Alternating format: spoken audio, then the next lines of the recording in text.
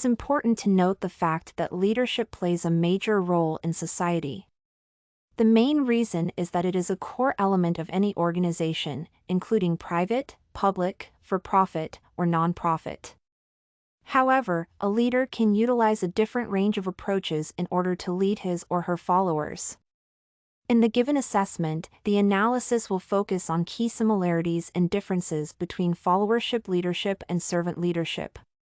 The main difference is that followership leadership focuses on followers and servant leadership focuses on leaders, but they are similar since the core element is service, empathy, and proactiveness. One should be aware that both followership leadership and servant leadership are only a few examples of a wide range of leadership styles. In the case of the former, followership leadership emphasizes the importance of a follower.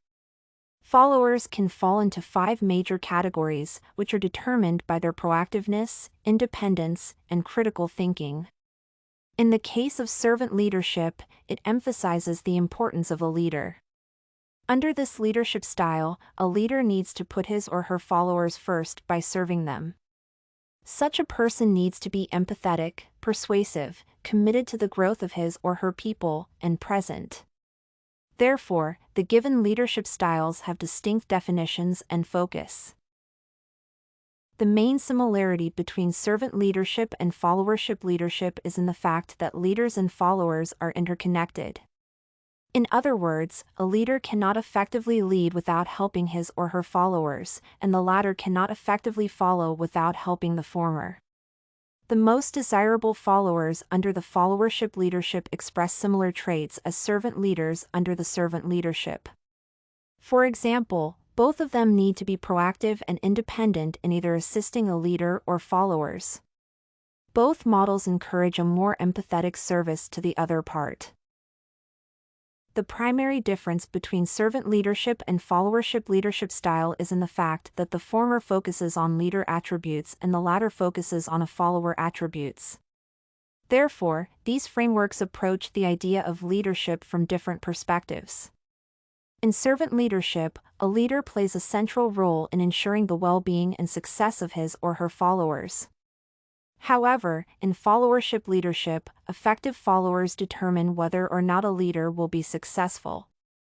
Thus, the power for decision-making lies either in the hands of a leader or follower. The most undesirable followers are the ones who are dependent, passive, and lack critical thinking.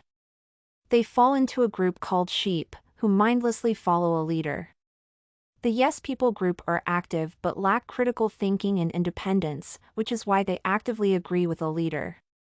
A follower can also be independent and critical but be passive, which creates the group of alienated followers. The most desirable followers are the ones who are active, independent, and can think critically. These types of followers are called effective followers because they improve a leader. The majority of people fall into the 5th category of followers, who represent the survivors group, and they demonstrate the traits of all other 4 groups. In conclusion, it is important to point out that both servant leadership and followership leadership focus on service to the other party through proactiveness and empathy. They approach their goals through different perspectives, where the former focuses on a leader and the latter focuses on followers. StudyCorgi.com has everything you need for successful studies. Writing tools, informative articles, and essay samples. Come check it out!